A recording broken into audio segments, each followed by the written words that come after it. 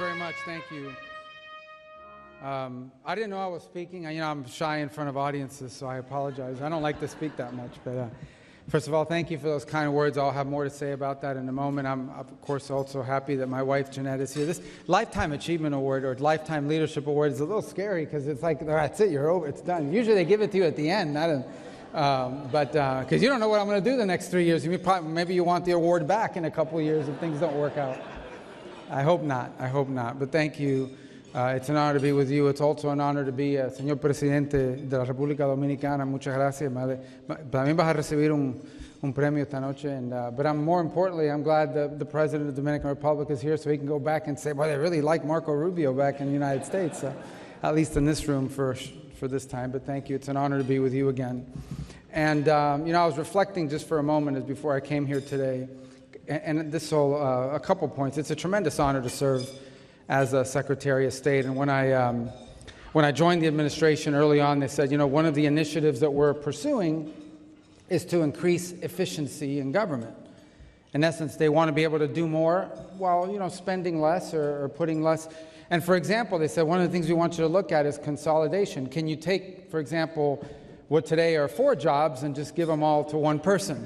And I said, that sounds like a great idea. We should do that all across the government. Little did I know they just meant me. But it is an honor to be here tonight on behalf of the National Archives to speak to all of you. And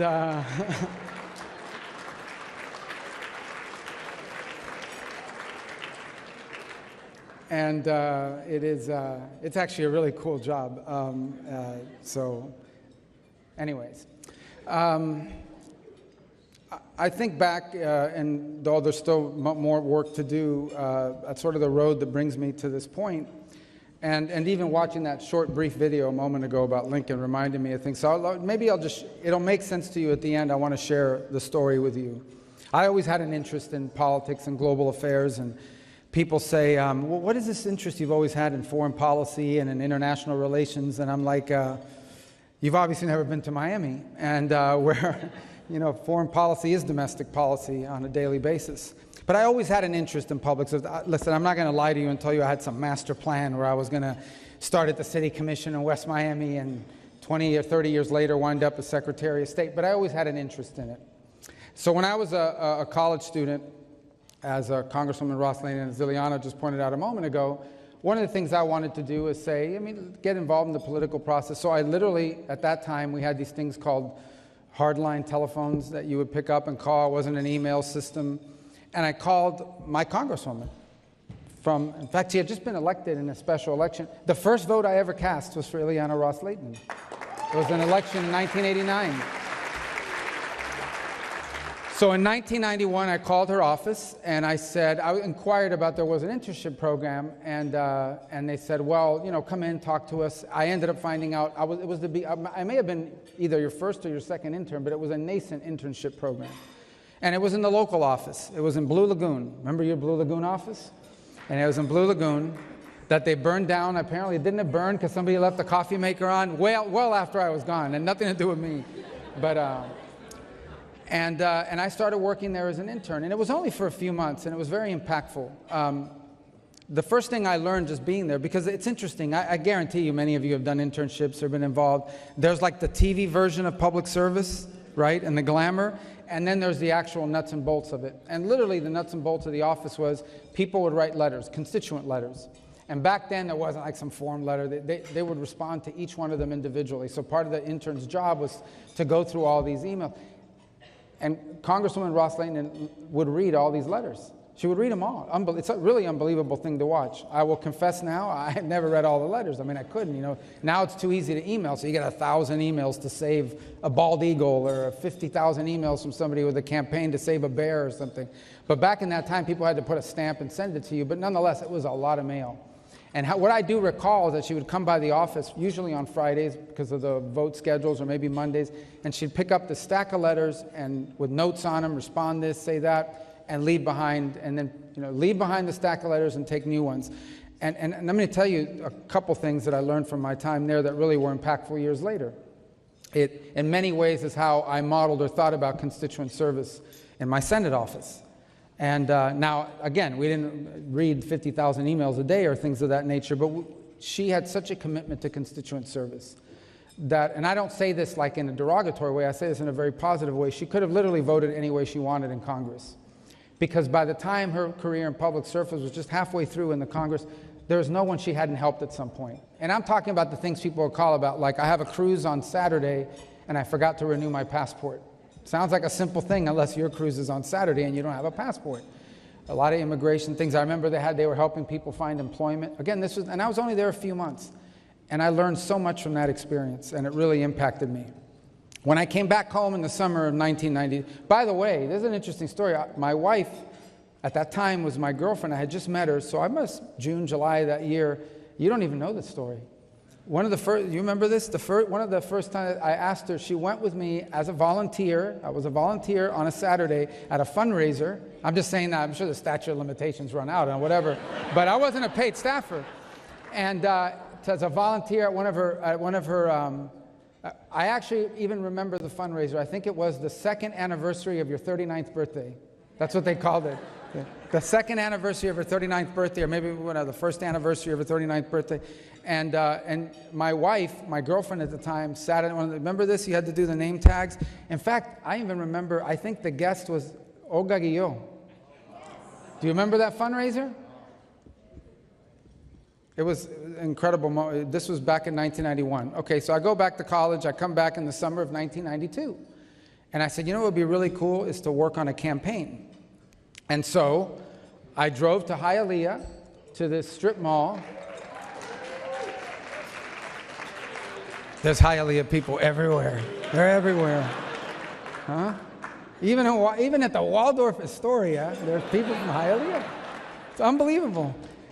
There was this storefront in Hialeah, and I remember the thing I remember about it. It was in the shopping area where there was a place called Chico's. Remember Chico's?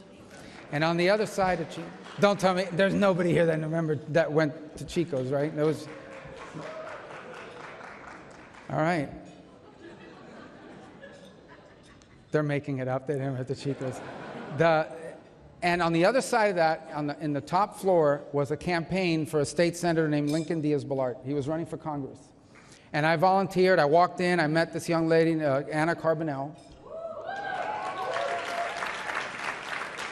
And I volunteered on that campaign, which he ultimately won. It was an interesting campaign. I remember he had a debate against Javier Soto, a great man. Remember this debate? And so this was a great campaign. And we got hit by a hurricane that year, right? Or shortly thereafter, and it impacted the elections and what have you. But nonetheless, so I worked this campaign. He gets elected to Congress. I go back to school. I graduated in 1993. And I decide I want to go to law school. I'm about to tell you a story which is true. I'm not making this up. I mean, it sounds like it's fake, but it's not fake. And if it is, you can't prove it's fake anyway. But I'm going to tell you because it's true. I go to drop off my admissions, like my application, personally to the University of Miami.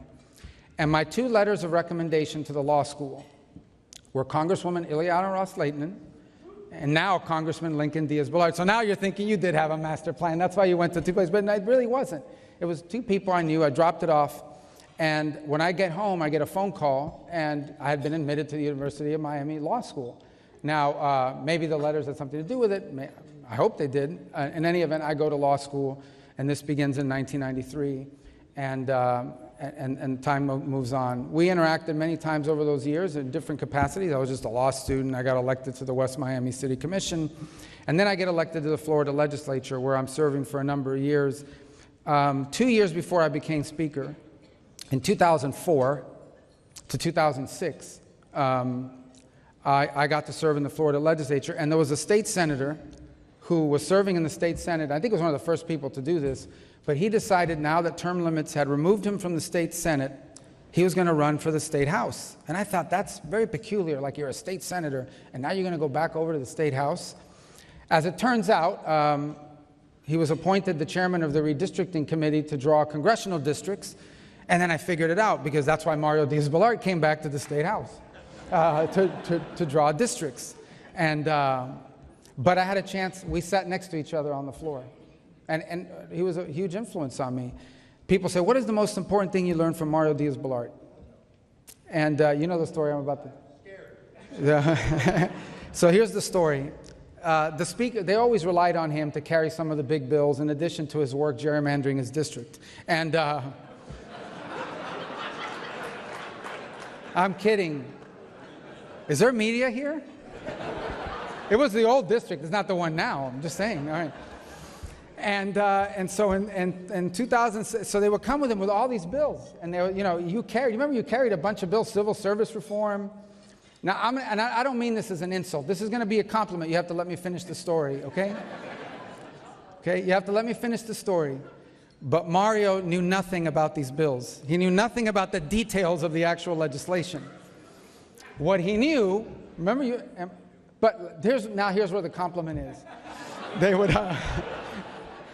would, you know, you stand up on the floor of the legislature and they would say, Representative Diaz-Balart, you're recognized to present your bill. And he would stand up and say, this bill is about civil service reform. Everybody knows what this is. It's time to vote. And so, you know, some poor Democrat, usually, you know, opposition party would stand up and say, you know, the time for questions. Questions of the sponsor. And somebody would stand up and say, I have a question of the sponsor. And they would ask a question, and Mario would say, this bill has been public for weeks. This bill has been known to this whole body for weeks. It is an insult that I would be asked questions about this bill.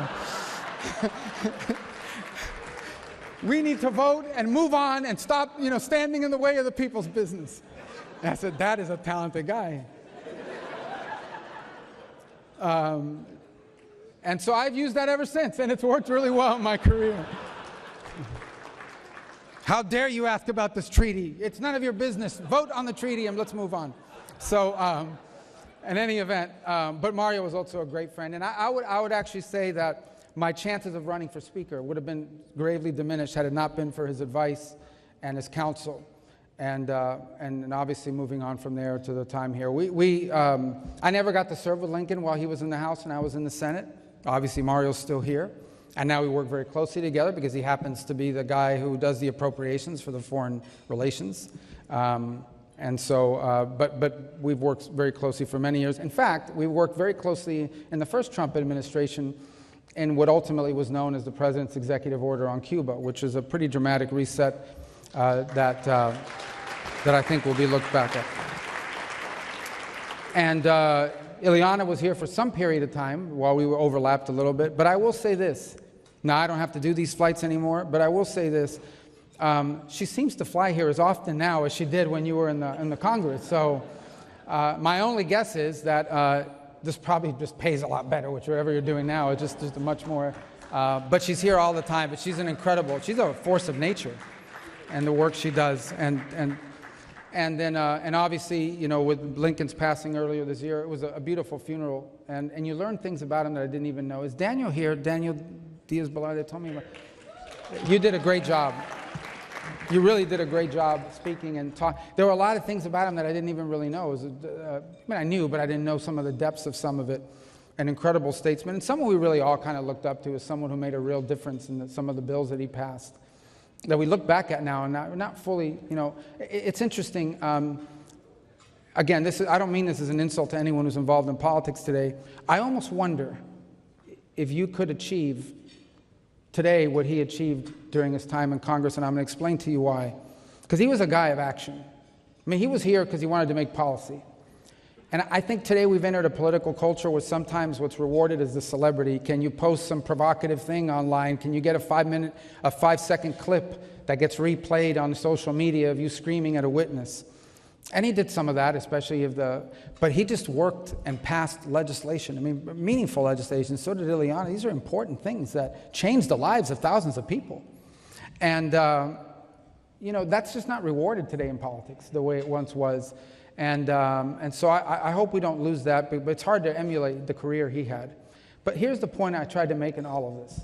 An organization like this that's interested in leadership, there is someone probably interning now, or volunteering on a campaign now, or sitting next to you now, or perhaps working alongside you now in some capacity, who, through your opportunities that you've given them, you're opening doors for them that will lead to something in the future, maybe in business and maybe in politics.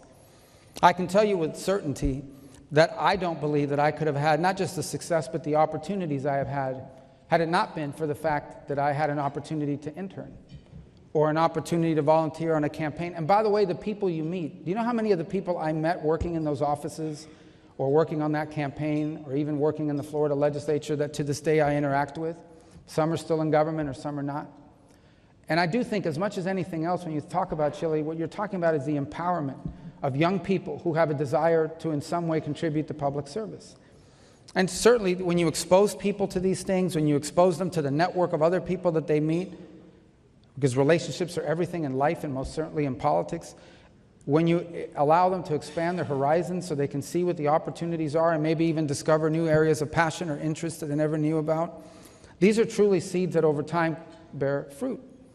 And so it's great to stand here. As I said, it's always flattering to receive an award and be recognized. You were Speaker, you were a member of the Senate, you were the chairman of this, you're now Secretary of State, and the National Security Advisor, and the acting archivist, and the acting USAID director. So it's always great to, and the Surgeon General. No, I'm kidding, I'm not that. Nah. I wanted it. You get a uniform. Do you know you get a uniform if you're a Surgeon General? I wanted it, but they had given it away.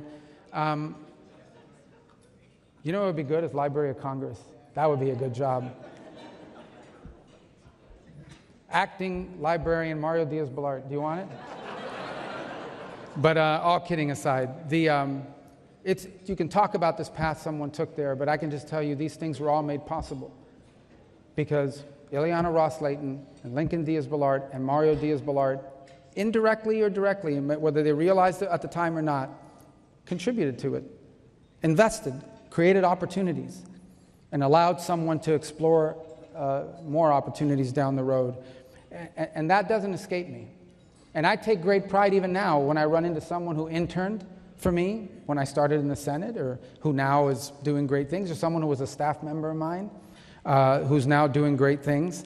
And usually, you know, staff members that work for you, when they go do better things, one of two things, you can tell right away. Their clothes is a lot better because they're no longer work for you and they're making just like 5 times as much money. Or they're in charge of something. Some even maybe got elected to things or what have you. I actually take pride in that, and I think that's an incredible thing. But I don't think that's the part. I don't know if people fully appreciate the doors that were opened for people like me and so many others. Not because of those that, I don't want to say those that came before us, but who were in those positions before us. And I also want you to understand this about it, because I think this is very powerful and true. One of the things that allowed me as a young person to believe that it was possible for me to have these aspirations was because there were people sort of kind of came from the same background I did who were already in those positions. Because that was, 20 years before that, 15 years before that wasn't the case. But when you're a 23, 24-year-old young person growing up in Miami who aspires to one day serve in higher office, and you see someone who comes from your community and the same background that you came from, who now is in those positions, you know what it triggers in your brain? That I could do it too. If someone like me could be doing it now, I can do that in the future. And I think that's a very powerful thing that all of us have an obligation to continue to pass on. So I appreciate this award. I'm honored by it. But I would say the opportunities I've had in leadership, as much as anything else, have been the result of what others empowered me to do, gave me the opportunity to do, whether they knew they were doing it at the time or not. And one of them was Lincoln Diaz-Balart, and 2 of them were Ileana Ross-Layton and Mario Diaz-Balart. And I thank you for what you do every single year through this organization to empower more young people so that the next Archivist of the United States of America may be sitting in this audience right now. Thank you and God bless. Thank you.